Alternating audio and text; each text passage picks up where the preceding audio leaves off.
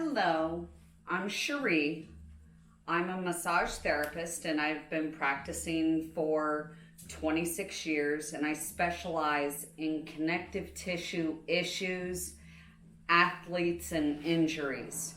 So today we're going to go over how to help your lower body say I love you on a big hike or in everyday life. Today we're going to talk about foot health, leg, knee, and hip health, and things that we can do to help improve how our legs and hips and feet feel through everyday life and out on the trail hiking. Specifically, we need to increase the range of motion in our feet because most people, including about 80% of my clients, have limited range of motion and plantar fasciitis. And that will be an absolute killer for those of us hikers out on the trail. So we want to start with doing simple things like improving our toe flexibility. And these are things that you can do at home and anywhere. So we're going to start by working on flexing our toes and closing them. But here's a great stretch. To stretch out the top of your foot, you want to put your foot down next to your other foot, curling your toes. Now this may be extremely challenging for some of you, so you do the best you can. The goal is not perfection. The goal is improvement. So you put your toes down like this, and then you try and push this part of your ankle into the floor, getting a full stretch that goes, you can actually see the tissue stretching on the front side of my foot and up my calf, all the way to my knee. And then you want to turn your foot, and you can see how the stretch is now coming up towards the inside by the tissues turning white, and then rotate it out and around the other way. And then you also want to extend your toes as far as possible. You want to have the most range of motion through your toes as possible. There's things that you can do at home, little things like missing the clothes basket. Everyone should be picking things up with your toes and throwing them in a basket, picking it up, picking it, oh, I need to stretch these ones. And like this, rotate around, and you can see how all the tissues are stretching in my foot and across the top of my ankle. Now, the next stretch, let's get that out of the way. The next stretch is better with shoes on, but can be done without. You get up to a vertical surface. It could be a tree, a doorway, a table, and you want both feet facing in the same direction, shoulders and hips facing in that same direction. Bring your foot, you gotta bend the one leg so that you can get your foot as high as you possibly can, and then bring your pelvis in towards that vertical object. You can come up on your back foot, because what you're focusing on the stretch is from the knee down on the foot that's, the toes are up. And you come in like this, and then come out. And then you go over and you do the opposite leg. So you bend your leg, get your toes up as far as possible. And then bring your pelvis in. And if you can, get your shoulders back. What is absolutely ineffective is going like this and then this. for a calf and foot stretch. This is a great stretch for your hamstring, but not so much as this is for your foot and your calf. Now, we also want to go over stretches for the hamstrings because they are going to directly affect how your feet perform, because the blood must pass through your legs, through your thighs to get down to your feet. So you want to stand. I do this anywhere with, let's show you without anything. So once again, you just take a half a step forward. You bend your back knee, keeping your front foot on the floor. And then scoot back like you're going to sit down. Your toes can come up a little. And then lean your body forward. And when you get to here, you may feel a little stretch. You may feel a bigger stretch with your foot up.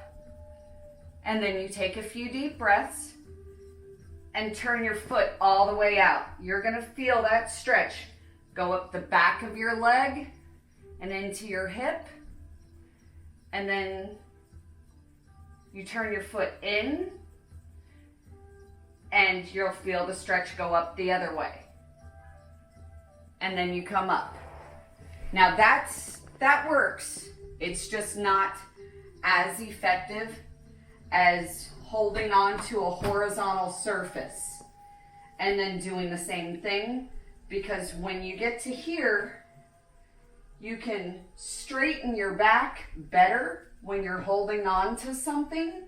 So your desk, your table, when I'm out on trail, I will be using every single picnic table I can come across. So you get back like this, and then you bring your chest down towards the horizontal surface, and you really feel a stretch coming from your butt bone all the way down to your knee and into your toes. And you take a few deep breaths, and then you turn your foot out. And remember to keep your lower back straight. You don't want a rotation like this. This is ineffective. So you keep your shoulders and your back straight, turn your foot out, and then turn your foot in. And then you come up and you do the other side. I'm going to do this one a little faster.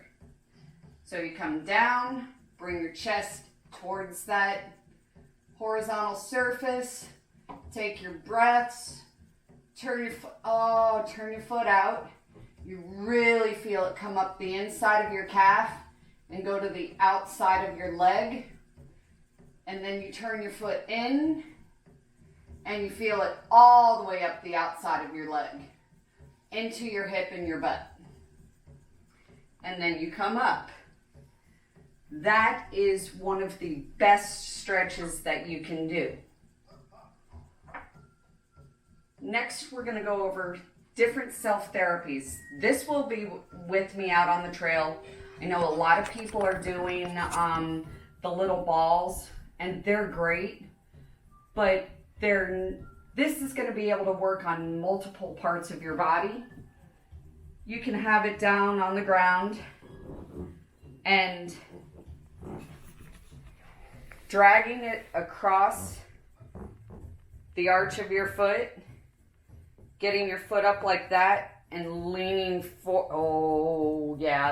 forward with that pressure on that big toe knuckle, and then moving it across your foot. And you can see how it's hitting on my foot. And then there are other things to help assist foot and calf things while we're out on the trail or when you're at home. At home, we'll go over in a minute, But when we're out on trail, we're not going to be carrying foam rollers and all kinds of other things because we can't. Your hiking and trekking pole is a perfect therapy device. You can hook it up under your leg, and you can either pull up, which is going to be challenging on your shoulders, but you can have it sit on the floor and rotate it and pull up your calf to massage the backs of your calves. And this is great if you're wearing leggings or pants or something, because then you don't have to worry about having to have moisturizer or anything on it. And then you can roll your legs, pulling it up like this to hit all of those wonderful muscles and squeezing all those toxins that get trapped down in your legs up and out. And as you do it, you're gonna feel lumps and bumps, and it's gonna be slightly painful, but the relief that you will get after from doing this, now you can do the inside, but this is a very, very sensitive area. So you may want to rotate your foot in and come up like this so it's less aggressive and still effective. And this is all for foot and calf health. So that's how we will do stuff that we can improve the health of our connective tissue in our legs so that we can have happy feet. Now, beyond the calves and the feet, our quads directly affect our knees and our hamstrings directly affect our knees. We already went in about stretching the hamstring, but we also have to focus on doing rotational stretches through our hips. So you can get in a position where your legs are at 90s, 90 here, 90 at the knee, 90 at that knee. And you try and sit up and rotate around. A lot of people will not have this range of motion. So you may be here like this, and you got to do your best to try and rotate your body. We're not looking for perfection, but any kind of rotation that you can get will improve how your hips and how your body feels throughout the day. You switch it up and you twist. And the more flexible you are, the further you can twist, rotating your spine as well. This will help open up. This top hip is the goal on this one. Then of course there's the simple ones where you have your legs straight out and you lean forward. A lot of people, it's going to be hard to even sit up from here. I'd say about 50% of my clients are stuck here and cannot even get to here. So this is just a goal that will improve how your hips, legs, and feet feel. And then we have our quads, which is the front of your legs. You want to stretch them. If you can grab your foot like this, you do this. If not, you may need to use something else to assist you. But for now, you will grab your foot, and what you want to do is have your legs together, and you want the leg that you're stretching to at least be where your other leg is. This is not as effective as this. And then you pull it back as far as you can and incorporate curling those toes. And then rotate it out. And then pulling it across to the other side.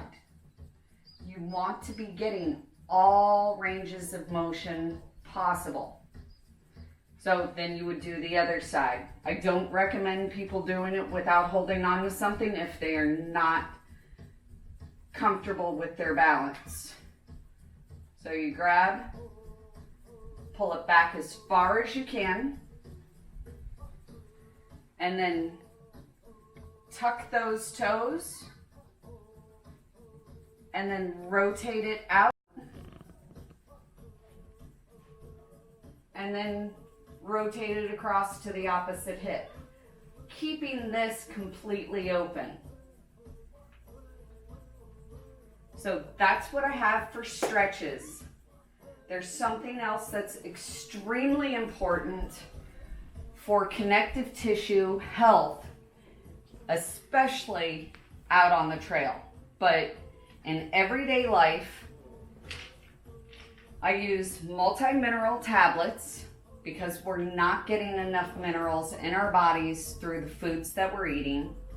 So the Trace Minerals by Trace Mineral Research and magnesium tablets, also by Trace Mineral Research. You can get these on Amazon. This is a 3.5 month supply for $30 on Amazon. This is a 1 month supply on Amazon for $12. Any of my clients that I have had take these have a noticeable positive difference in their bodies and their connective tissue within 4 to 5 days. And then for inflammation, this turmeric is $11 on Amazon for an entire month. $11 for a month, and it's extremely light. And then arnica. Arnica is a wonderful natural herbal salve that you can take and use topically, and you rub it where anything is hurting, where you have a bruise, anything. Arnica is amazing to have with you and to use. And other things I would say is an omega-3 supplement, or at least consuming a lot of avocados and fish, and use avocado oil or olive oil to increase the amount of good omega-3s, which reduce inflammation throughout your body, which in turn helps your legs and your feet feel better. If you have any questions at all, please contact us or leave us a message. And good luck to everyone. Have a great day.